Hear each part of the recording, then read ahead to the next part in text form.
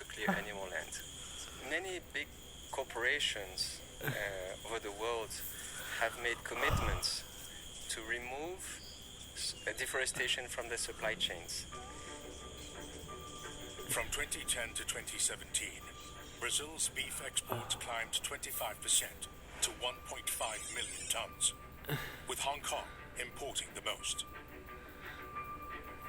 To accommodate global beef demand, cattle ranchers are driving their herds deeper into the Amazon rainforest. But since operations began in Alta Floresta, PACSA has restored 10,000 hectares of pasture land. It now runs 20 farms that sustainably manage cattle, 34,000 head in 2017 alone. For Laurent, reinventing cattle feed was another necessity of the hour.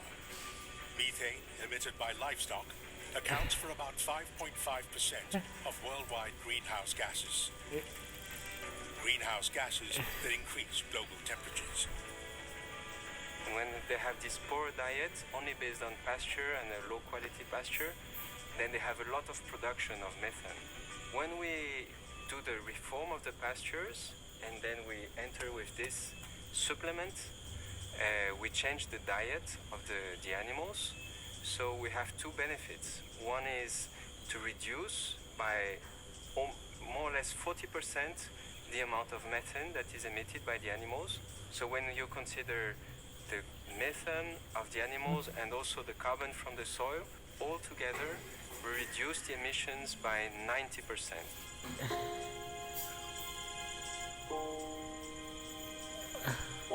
Today, the deforestation in the Amazon claims an area the size of 2 football fields a minute. If consumption patterns don't change, 50% of the Amazon may vanish by 2030, destroying one of the world's largest carbon sinks. Protecting existing rainforests and aggressively planting new ones may be the only way forward, and perhaps one of the last few ways to help save this planet and all who call it home.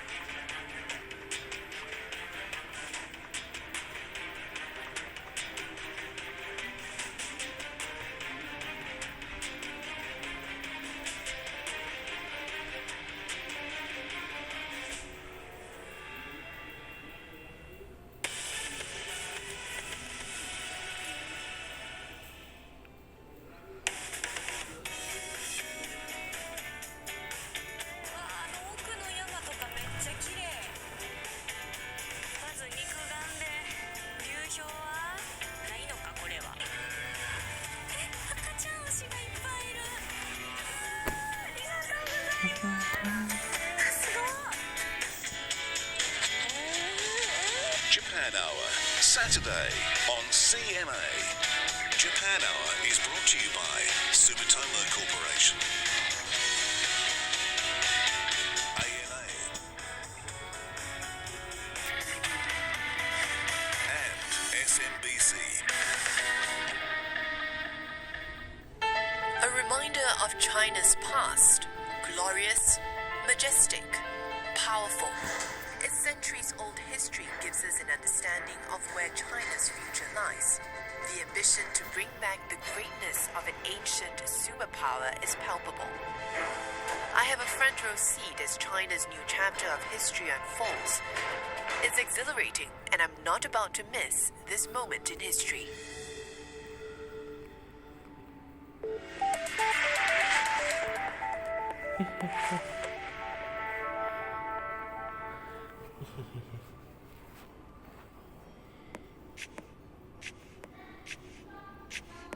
As I live my life, I am increasingly surprised by my strength, my determination, by the power of my beliefs. I find reward in the honesty of my endeavors, proud of what I have achieved, and convinced there is much more I can do.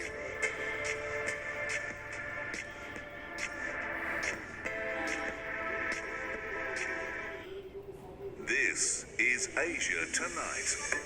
Hello there, good evening. I'm Otelli Edwards. Tonight's top stories: the air travel bubble between Singapore and Hong Kong to be delayed till next year. The reason: Hong Kong is fighting a fourth wave of COVID-19. Indonesia struggles to contain a spike in coronavirus infections. Jakarta's governor is among the latest to test positive. India rolls out new pandemic guidelines. State governments have been given the power to impose local nighttime curfews. US President-elect Joe Biden names his top economic team. Women are in several of the most senior roles. Hope said a coronavirus vaccine will be released publicly within weeks. Moderna is the latest to seek emergency approval.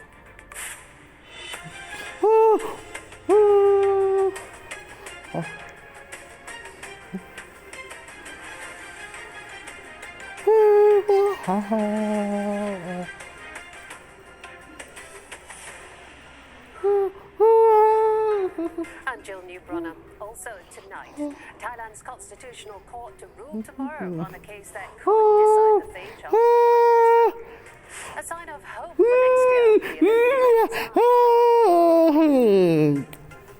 I'm Elizabeth Muir with your Asia Business Update. Malaysia to take legal action against the Labour conditions. Plus, the war between China and the US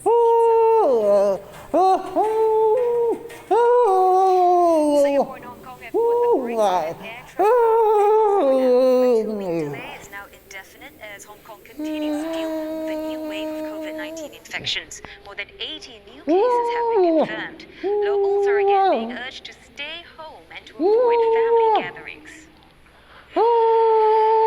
Another setback for the Singapore-Hong Kong air travel bubble. After an initial delay of 2 weeks, authorities have confirmed it won't be happening this year at all.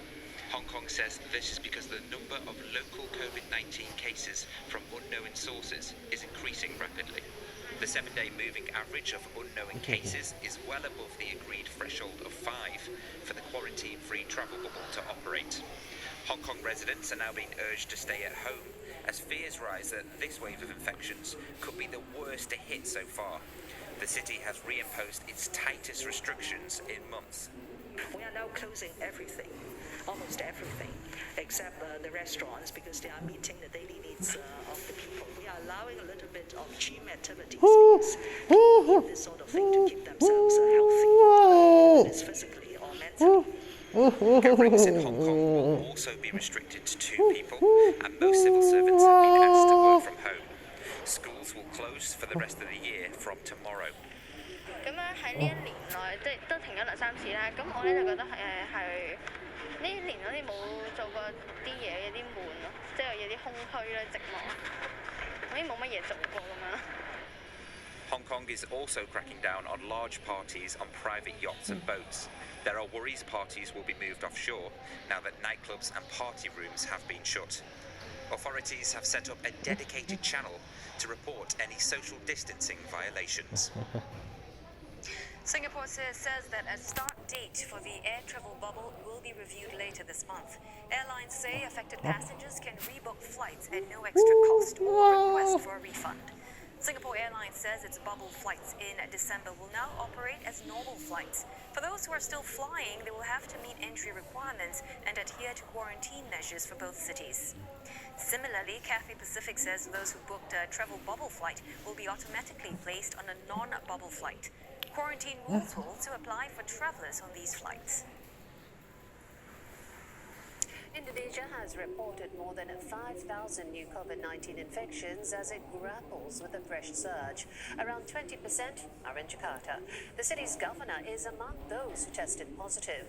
Now, the weekly averages of new cases and deaths across the countries are at record highs. Now, President Joko Widodo is warning that the situation is far from come under control, as Chandni Bhavani reports.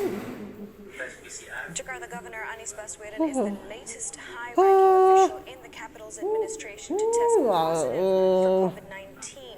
In a video posted on his Instagram account, the governor said he was currently asymptomatic and would be self-isolating.